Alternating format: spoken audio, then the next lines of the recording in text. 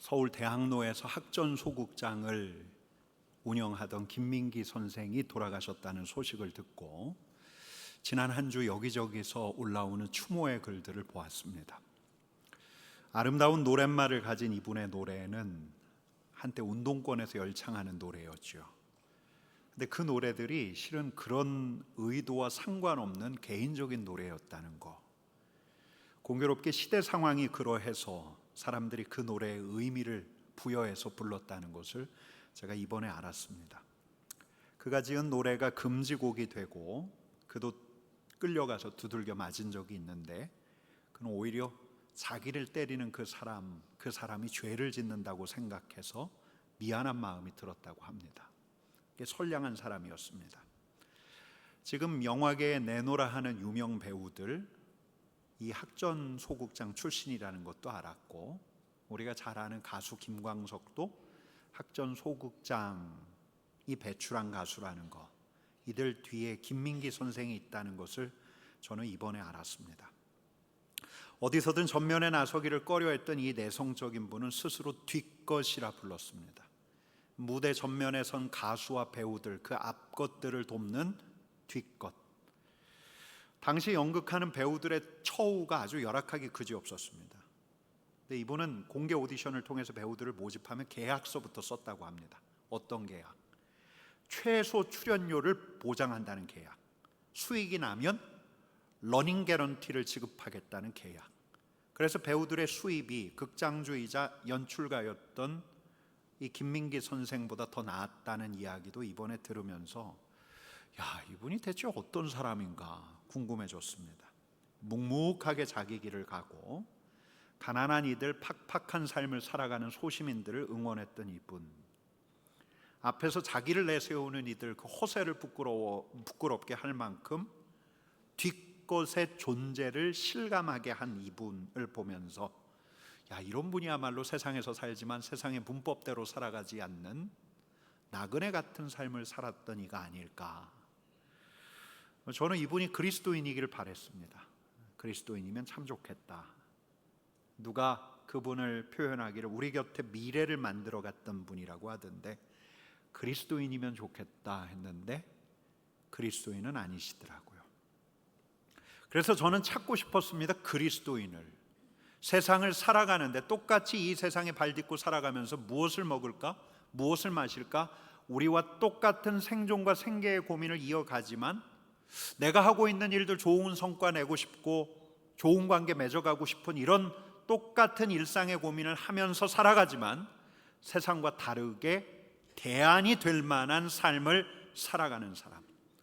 여러분, 그리스도인들은 그리 되어야 하기 때문에, 여러분, 우리 주님의 맴을 보고 말씀을 보면 하나님 앞에서 살아가는 그리스도인들은 하나님의 나그네된 백성으로 세상에서 살지만 세상의 대본대로 살지 않고 하나님의 말씀이 제안하는 다른 대본을 따라 살아가야 하는데, 그래서 허영과 욕망으로 가득한 세계를 부끄럽게 하는, 그러면서 그 존재만으로도 우리를 안도하게 하는, 나도 진짜 저렇게 살고 싶다, 그런 마음 들게 하는 그런 사람을 찾고 싶었습니다. 제가 속해 있는 카톡방이 있는데 그 카톡방에다가는 며칠 전에 이런 질문 하나를 올렸습니다. 세상의 뒷것으로 살아간 김민기 씨 이야기가 참 좋은데 그리스도인으로서 신실한 현존의 삶을 살아간 그런 소개할 만한 사람이 있나 없나요? 하고 올렸습니다. 여러분, 그러던 중에 지난 금요일 날 금요기도회를 마치고 저 자리에 앉아서 기도하려고 눈을 감았는데 이런 생각이 불쑥 찾아오는 거예요. 우리 주님께는 기도하는 이들이 있다. 기도하는 이들이 있다. 드러나지 않지만, 앞으로도 드러나지 않을 테지만, 평생 뒷것으로 남아있을 테지만, 그가 죽어서도 사람들이 그의 성취조차 알아보지 못할 테지만, 세상의 대본이 아니라 하나님의 미래를 품고 있는 다른 대본을 따라 살아가는, 평생을 자기 자리에서 신실하게 살아가는 기도하는 이들이 있다. 기도하는 이들이 있다. 여러분, 근데 그 생각이 들고 나니까 금요기도회 때 제 앞에서 기도하셨던 몇몇 분들 얼굴이 떠올라요. 아, 내 곁에 있구나. 우리 교회 안에 있구나. 세상에서 살지만 세상과 다르게 살아가는 하나님의 미래를 열어가는 분들이 있구나. 기도하는 분들이 있구나. 여러분, 오늘 본문에 나오는 다니엘은 기도하는 사람이에요. 하루 3번씩 무릎을 꿇고 하나님께 기도했던 사람. 여러분, 바벨론이 소년 시절에 다니엘이 소년 시절에 바벨론으로 포로로 끌려갔어요. 여러분, 동방의 제국 바벨론에서는 식민지에 있는 사람들을 바벨론으로 이주시켰을 뿐만 아니라 거기서 재능 있는 어린 소년들을 차출해서 제국의 교육을 받게 했어요. 후에 제국의 관료가 될 수 있도록. 근데 유다에서 온 왕족과 귀족들 중에서 차출된 사람이 바로 이 다니엘이었습니다. 여러분, 근데 이 다니엘은 아주 출중했어요. 갈대아 바벨론의 학문들을 아주 비상하게 흡수해 가기 시작했어요. 여러분, 제국의 교육 과정 안에는 뭐가 있었을까요? 바벨론의 신화, 종교, 점성술, 과학 지식, 통치술. 다니엘은 이를 아주 빠르게 익혀갔습니다. 여러분, 그래서 아마 제국의 스승들은 다니엘을 보면서 경탄했을 거예요. 야, 지혜가 있는 사람이네. 여러분, 그뿐만이 아니에요. 근데 다니엘에게는 다른 이들이 없는 특별한 은사가 있었는데 그게 뭐냐면 꿈과 환상을 해석하는 능력이었습니다. 여러분, 그러다 보니까 다니엘은 바벨론 제국에서 아주 특출난 사람이 되었습니다. 지난주에 이제 우리 성경 통독 본문 다니엘을 쭉 읽어 나가다가 확인하셨을 때지만 바벨론의 왕 느부갓네살이 기이한 꿈을 꾸었을 때 여러분, 누가 해석해 주죠? 다니엘이 해석을 해 줍니다. 젊은 나이에도 바벨론 현자들의 어른이 되었어요. 현자들의 어른.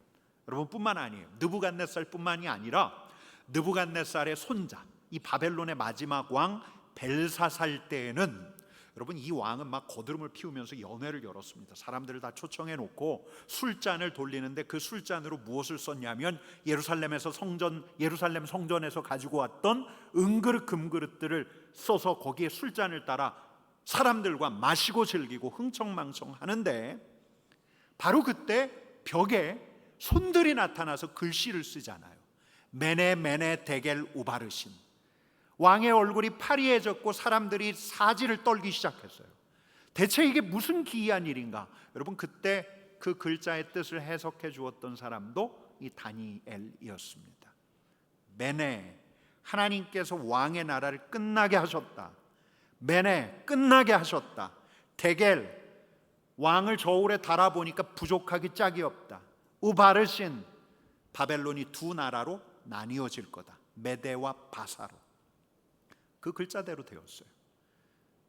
메대왕 다리오가 벨사살 이 바벨론을 점령하고 그 이후 패권을 차지했죠. 여러분, 이 다니엘은 그러니까 젊은 시절에 바벨론에 끌려와서 바벨론 왕 곁에서 조언하던 아주 특별한 인물이었어요. 뿐만 아니라 바벨론을 무너뜨렸던 메대왕 다리오 왕 때에도 총리로 일했던 사람이었습니다. 여러분, 그럼 한번 물어볼게요. 다니엘은 이 제국에 완전히 동화된 사람이 되었을까요? 제국 신민? 여러분, 다니엘이라는 이름의 뜻이 한번 따라해 봅시다. 하나님이 판결하신다. 하나님이 판결하신다.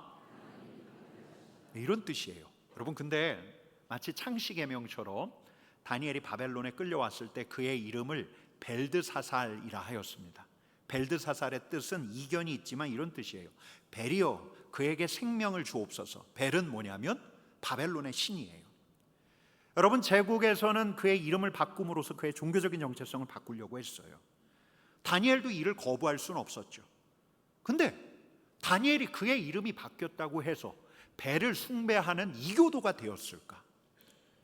어떤 젊은이들 간에 이 제국의 종교와 지혜를 배우기만 하면 분명 제국의 시민으로 거듭난다. 이게 제국의 교육당국의 호언장담이었을 텐데, 그때 함께 교육받았던 다른 젊은이들처럼 다니엘도 제국의 신전을 드나드는 사람이 되었던가? 바벨론의 현자가 되고 메대의 총리가 되었던 이 다니엘은 완벽하게 제국 사람이 되었던가? 여러분, 그렇다면은 오늘 여러분들과 읽었던 이 본문의 사건은 없었을 테죠. 여러분, 다니엘은 기도하는 사람이 되었어요. 제국을 다스린 황제의 1등 현자가 되어서 느부갓네살 옆에서 지혜를 일러주는 사람이었지만, 메디아의 왕 다리오의 신임을 얻어서 그 제국의 총리로 등극했던 사람이었지만, 여러분, 다니엘은 언제 재건될지도 모를 저 서쪽의 작은 땅 유다, 그 유다에 있을 때 처음 만났던 우리 하나님을 기억했던 사람이에요. 바벨론에 와서도 그와 함께 하시는 우리 하나님께 기도했던 사람이었어요. 여러분, 그래서 달랐습니다. 제국의 복판에서 살아가지만, 세상의 중심부에서, 권력의 중심부에서 사람들 맨 앞에서 앞것이 되었지만, 그의 신분, 그의 지위, 그의 바뀐 이름보다 더 중요한 것은 그에게 하나님의 백성이란 거였어요. 다니엘 그 이름의 뜻, 하나님은 판결하신다. 나는 온 세상에 판결하시는 우리 하나님을 드러내야 할 하나님의 사람. 여러분, 이런 아이덴티티가 다니엘에게 있었습니다. 왜요? 그러니까 기도하는 사람이어서. 오늘 본문처럼 6장 10절 말씀 같이 읽겠습니다.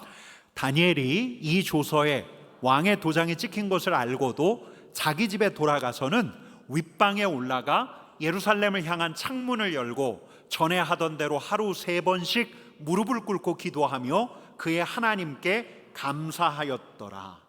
여러분, 다니엘이 왜 기도했을까? 무엇을 기도했을까? 오늘 이걸 좀 살펴보려고 하는데요.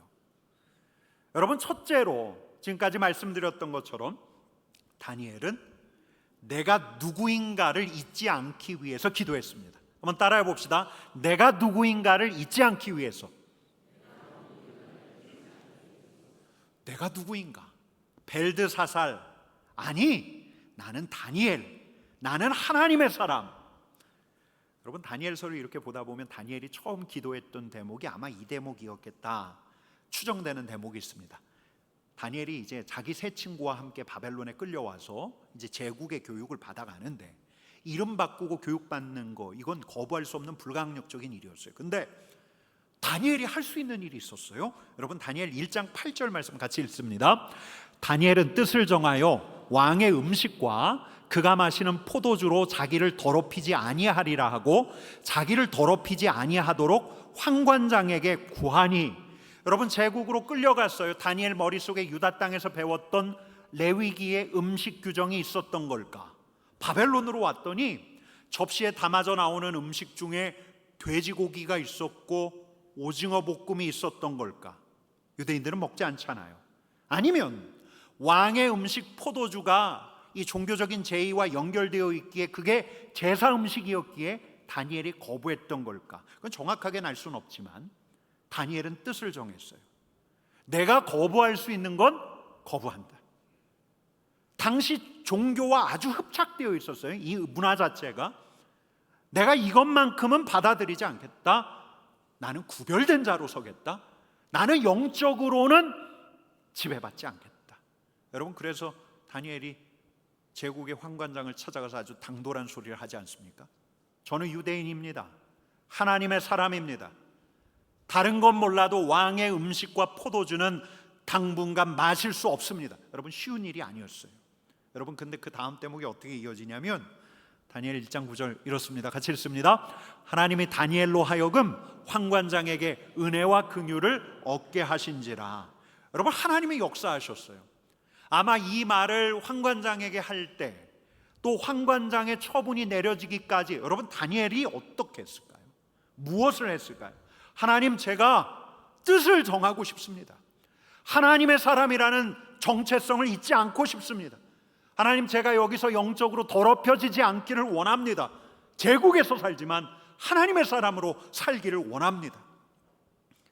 여러분, 젊은 시절 이랬으니까 그 후에 바벨론의 현자들의 어른이 된 뒤에도 후에 하루에 3번씩 기도하는 사람이 되었어요. 왜요? 그가 누구인지를 잊지 않기 위해서, 하나님의 백성임을 잊지 않기 위해서 어떠한 일이 있어도 멈출 수가 없는 거예요. 여러분, 오늘 본문에서는 어떤 기사가 나오냐면 다니엘을 시기했던 여러 관료들이 황제 다리오를 설득해서 이런 금령 하나를 만듭니다. 30일 동안은 그 누구에게도 기도해서는 안 된다. 기도하면 사자굴에 던져 넣겠다. 여러분, 근데 이 금령이 떨어졌지만 다니엘은 기도를 쉬지 않았습니다. 오늘 본문이 이렇죠. 10절 말씀 같이 읽습니다. 다니엘이 이 조서에 왕의 도장이 찍힌 것을 알고도 자기 집에 돌아가서는 윗방에 올라가 예루살렘을 향한 창문을 열고 전에 하던 대로 하루 3번씩 무릎을 꿇고 기도하며 그의 하나님께 감사하였더라. 전에 하던 대로, 늘 하던 대로 하루 3번씩 무릎을 꿇고 하나님을 향해서 기도했어요. 여러분, 바로 여기에서 믿음과 신앙의 기계가 생기는 거예요. 여러분, 우리 하나님 앞에 기도할 때, 하나님, 내가 하나님의 사람입니다. 나는 하나님의 사람입니다. 하나님이 나의 하나님이십니다. 내가 하나님을 따르는 자입니다. 고백하면서 내 근본적인 정체성을 기도하면서 매일매일 새길 때 정말이지 제국의 질서, 사람들의 시선, 두루 떠도는 소문을 넘어설 수 있는 힘과 기백이 생겨나는 거예요. 기도하며 내가 누구인지를 확인해 갈 때. 여러분, 제가 가끔씩 우리 부목사님들께 드리는 이야기가 있습니다. 목사님들은 우리 삼덕교회에 고용된 사람이 아닙니다. 제가 여러분들 고용한 게 아닙니다. 우리 장로님들이 여러분들 고용한 게 아닙니다. 우리는 부르심을 받아온 사람들입니다. 하나님께서 우리를 여기에 부르셔서 여기 온 사람들입니다. 여러분, 이 말은 제가 부목사님들에게 하는 이야기이기도 하지만 제 자신에게 이야기하는 이야기이기도 해요. 하나님의 사람, 하나님께 부르심을 받은 사람이라는 근본적인 정체성을 잊어버리면 다른 것에 휘둘릴 수가 있어요.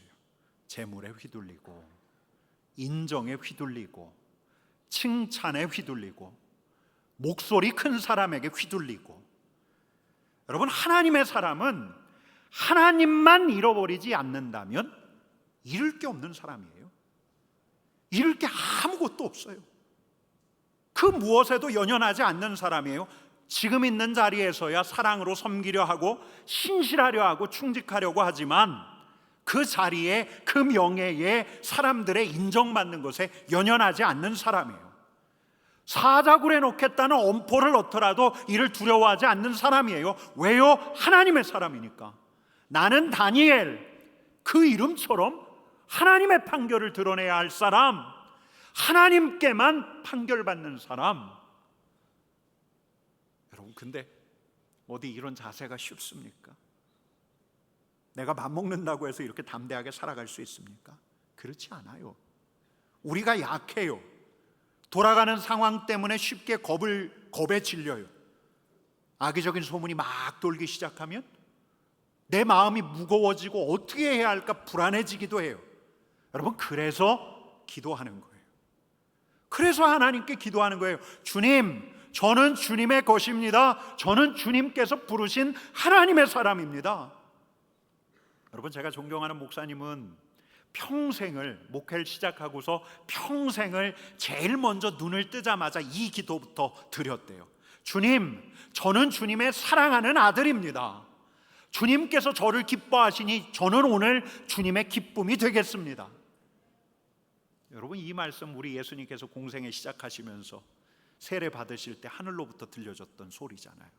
너는 내 사랑하는 아들, 내가 너를 기뻐한다. 여러분, 세상의 복판에서 세상의 질서에 거슬러서 뜻을 정하면서 살아갈 수 있는 힘은 어디냐면, 힘은 어디서 나오냐면 매일매일 기도를 통해서 내가 누구인가, 하나님 앞에서 내 근본적인 정체성을 확인할 때라야 이 힘이 생겨나는 거예요. 여러분, 이게 첫째고요. 두 번째는 다니엘은 매사 하나님의 다스림을 받기 위해서 기도했습니다. 여러분, 한번 따라해 봅시다. 하나님의 다스림을 받기 위해서, 하나님의 다스림을 받기 위해서 순간 하나님의 다스림을 받는 거예요. 하나님의 인도하심을 받는 거예요. 선하게 이끌어 가시는 우리 하나님의 역사에 참여하는 거예요. 그래서 다니엘은 기도했죠. 하나님의 뜻을 물었죠.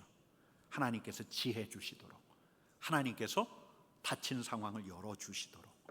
여러분, 그 다니엘서를 보면 느부갓네살이 바벨론의 현자들, 점술사들 다 모아놓고 엄포를 놓습니다. 자기 꿈도 얘기해 주지 않아요. 그러고 이렇게 이야기해요. 내 꿈이 어떤 꿈이었는가를 이야기하고 그 꿈을 해몽하라. 바벨론의 현자들이 사시나무 떨듯 떨었어요. 그럴 때 느부갓네살은 그 자리에서 아주 잔혹한 명령을 내려요. 다 죽여라. 여러분, 그러자 젊은 청년 다니엘이 나섰습니다.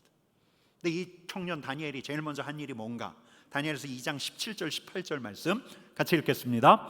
이에 다니엘이 자기 집으로 돌아가서 그 친구 하나냐와 미사엘과 아사랴에게 그 일을 알리고, 하늘에 계신 하나님이 이 은밀한 일에 대하여 불쌍히 여기사 다니엘과 친구들이 바벨론의 다른 지혜자들과 함께 죽임을 당하지 않게 하시기를 그들로 하여금 구하게 하니라. 여러분, 다니엘이 어떤 조치를 취했죠?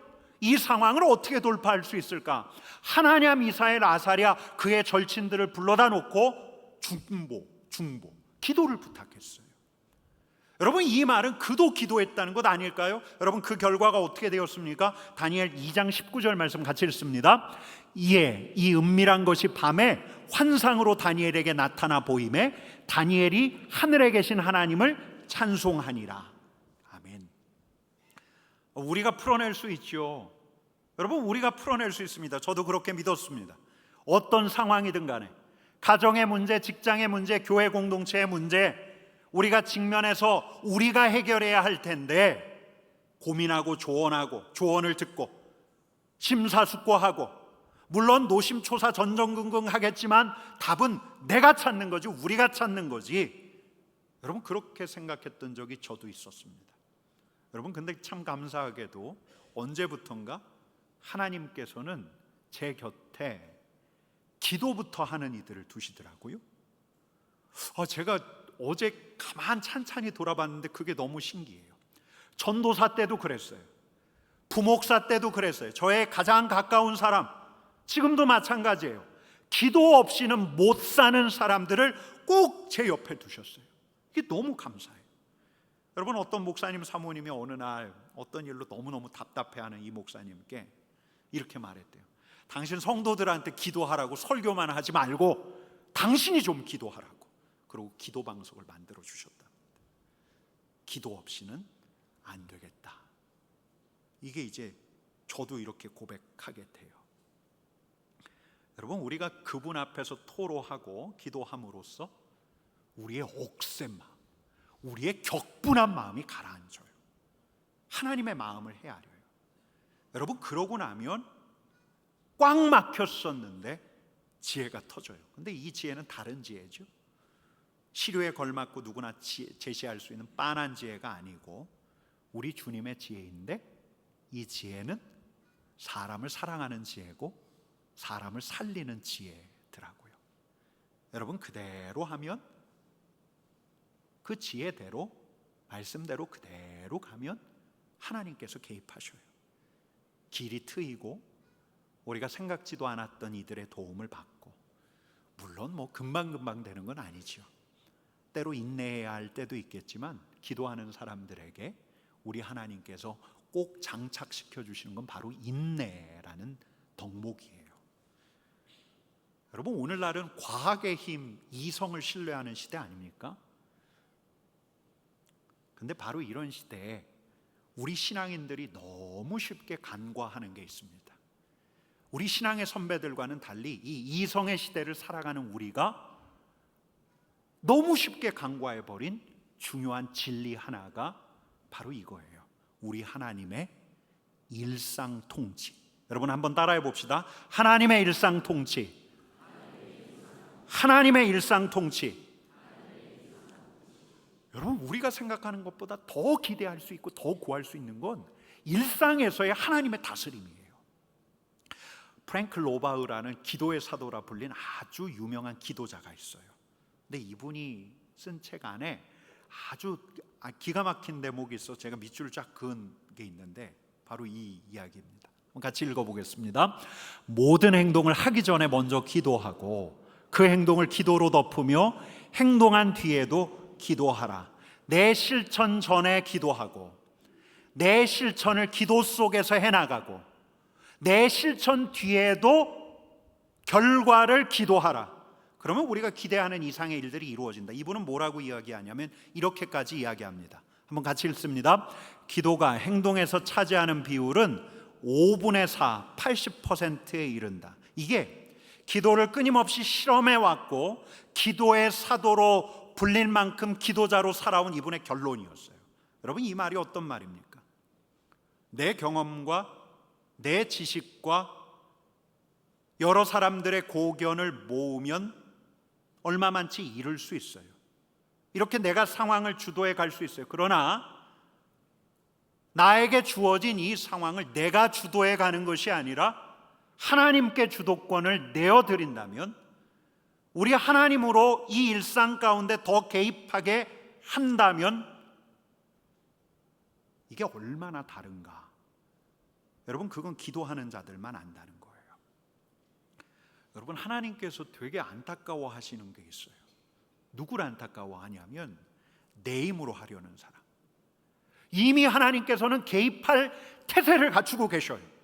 여러분, 다니엘서에 나오는 천사들 있죠. 하늘의 천사들, 미가엘, 가브리엘 비롯해서 하늘의 사자들 출동 준비를 다 끝내놓으셨어요. 근데 우리가 믿지 않고 우리 힘으로 하겠다고 하니까, 여러분, 우리 주님을 향해서 주님, 저 어떻게 해요? 주님은 어떻게 하면 되겠습니까? 묻지 않고 구하지 않으니까 하나님께서 당신의 다스리심, 통치를 보이실 수가 없는 거예요. 여러분, 이번 주 이제 다니엘서 전반부는 그럭저럭 읽어갔는데 아마 다니엘서 후반부에 나오는 다니엘의 환상은 굉장히 난해하게 다가오셨을 거예요. 이게 무슨 말일까?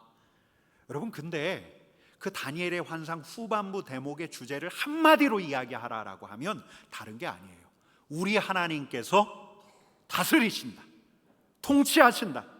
제국에서 다니엘의 삶, 세 친구의 삶뿐만 아니라 저 하나님의 백성, 유다 백성들의 삶뿐만 아니라 열방을 다스리시고 영적 세계를 다스리신다. 우리 하나님께서 다스리신다. 우리 하나님이 통치하신다. 이게 다니엘서의 주제예요. 여러분, 이걸 먼저는 내 자신의 삶을 다스려 가시는 분이 우리 하나님, 이걸 진짜 실감한 사람, 실제로 경험한 사람들만이 기도의 지경을 넓힐 수가 있어요. 야, 하나님께서 내 삶을 다스려 가시는구나. 우리 가정 가운데 개입하시는구나. 그럼 이제 우리 공동체로 넘어가요. 우리 공동체, 이 민족, 열방을 다스리시는 분이 우리 하나님이시구나. 기도의 지경이 넓어지고 하나님께서 그에게 하나님의 미래라고 하는 비전도 허락하시는 거죠. 여러분, 기도하는 이들이 있어요. 드러나지 않지만 기도하는 이들이 있습니다. 우리 교회에도 기도하는 분들이 있어요. 아까 썼던 김민기 씨 표현을 빌리자면 하나님 나라의 뒷것들이 있습니다. 우리를 집어삼키려는 이 세상에서 다니엘처럼 하나님의 사람으로 하나님의 대본대로 살아가는 기도하는 사람들이 있습니다.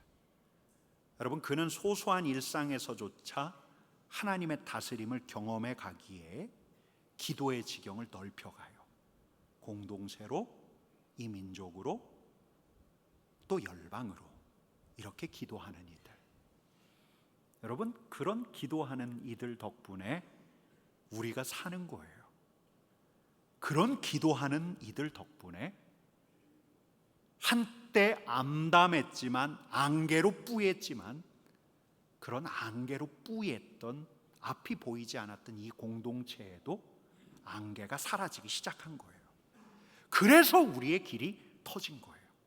여러분, 그래서 이 자리에 있는 우리까지도 우리 자신의 미래뿐만 아니라 저 북한과 열방을 향한 하나님의 미래를 기대하고 상상하게 된 거죠.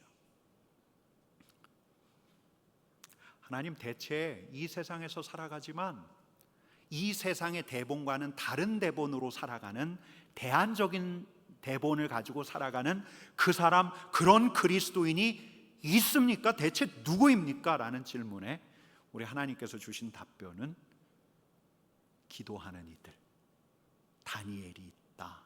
이 시대에도 다니엘처럼 기도하는 이들이 하나님 곁에 있다라는 답변이었어요.